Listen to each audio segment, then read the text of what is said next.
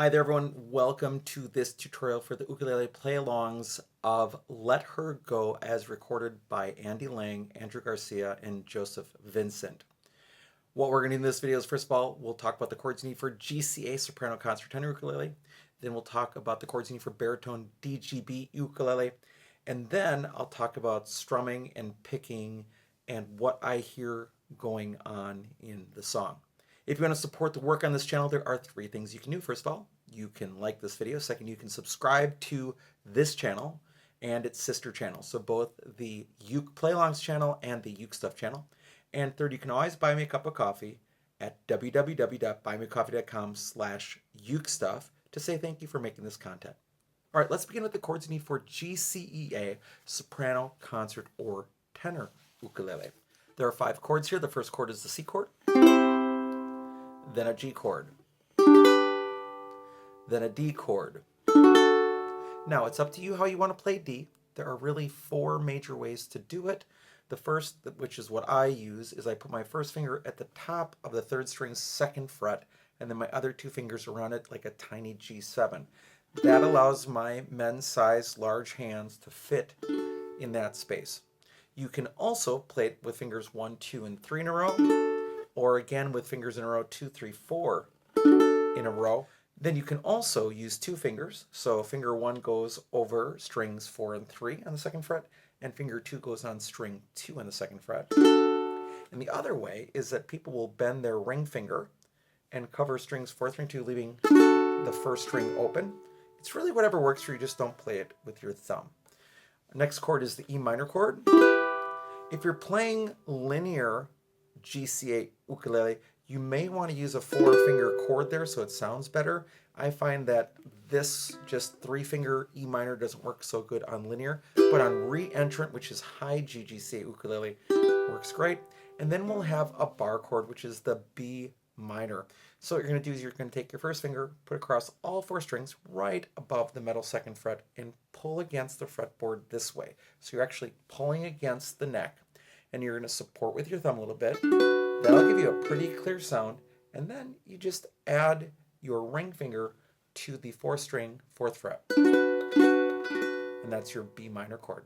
Now let's talk about the chords that you need to play Let Her Go on baritone DGBE ukulele. All right, on baritone, we'll start with the C chord, and then the G chord, then the D chord, then the E minor chord. Then we have the B minor chord. What we're going to do is put your first finger on the 1st string 2nd fret, 2nd finger on the 2nd string 3rd fret, your 3rd finger on the 4th string 4th fret, and your pinky on the 3rd string 4th fret. And those are the 5 chords you need to play Let Her Go on baritone DGBE ukulele. Now let's talk about strumming. Now, as it comes to strumming, there probably is a right answer here. Usually I make these videos and say because no ukulele was used in the original, there's not one singular right answer, but there sort of is on this one. And I'm going to go over what I hear happening at different parts of the song. However, remember, when you're playing along, you're sort of making a cover. You're making your own version on top of the existing song. So really, as long as whatever you're doing fits the style, you're right. So don't get hung up on what's exactly right, but I also want to provide it with you if you want to think about it or try it yourself. So as I always say, there are 3 rules to strumming. First of all, play the right chord at the right time. Second, keep a steady tempo, steady beat, whether you are playing with a recording or by yourself. And third, make sure that whatever you actually do strum matches the music.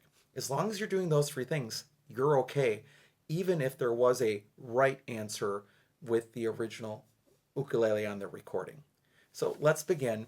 At the beginning, starting at about 17 seconds in, I'm hearing a picking pattern. So I'm sliding over to 17 seconds so I can see the chord changes. We are dealing with a C, G, D, E minor in the case what I'm hearing. And what I'm hearing is picking 1, 2, and 4 and alternating with 3. So I'm picking strings 1, 2, and 4 like the claw, and then alternating with 3. It's going to sound something like this.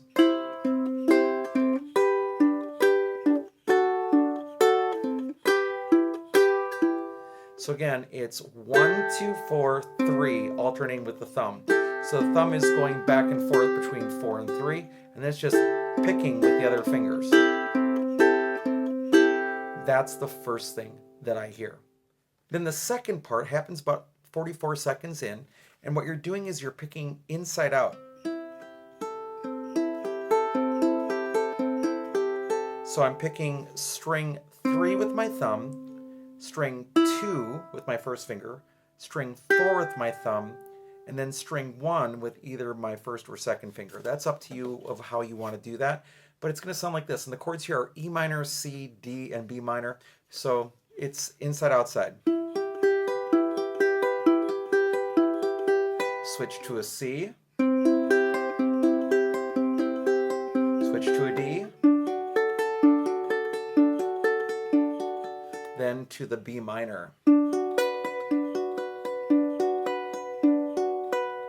And that's going to work really well for the second part. Now in part 3, this is the part that I'm least sure of what I'm hearing.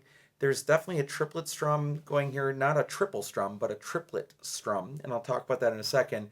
And then there's just filler notes that I hear here and there to go along with the rhythm. So really it's picking 1, 2, 4, 3, 2, and then occasionally throwing in another string, but every time you have a strong beat, you pick 1, 2, 4. So every time a chord changes, you pick 1, 2, 4. So it's something sort of like this at 111.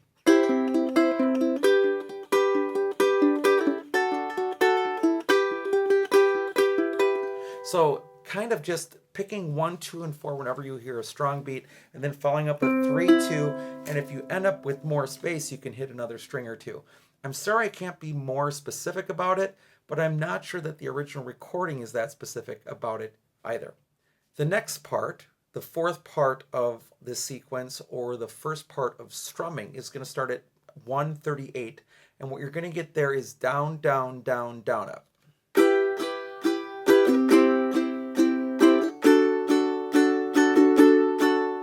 Like that. Down, down, down, down, up, down, down, down, down, up.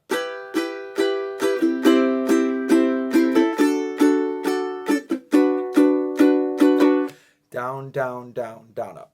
The next part, the fifth part of the song, also happens at the end, part 7 of the strumming. It's really strumming 2, strumming pattern 2 in the song. And what I hear is down, down, up, down, up, down, up, down, up, down, up, down, up, down, down, up, down, up, down, up, down, up, down, up, down, up. If I can demonstrate it, something like this.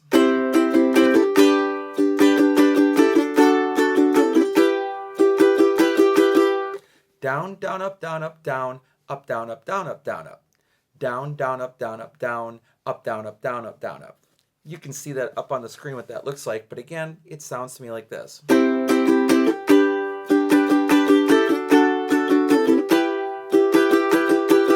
So that happens at part 5 and part 7.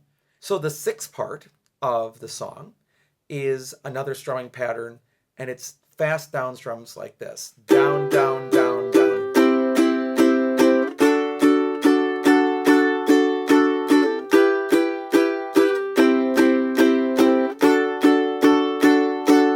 And finally, part 7 we've already talked about is part 5. It's that second strumming pattern, and it's going to be again down, down, up, down, up, down, up, down, up, down, up, down, up.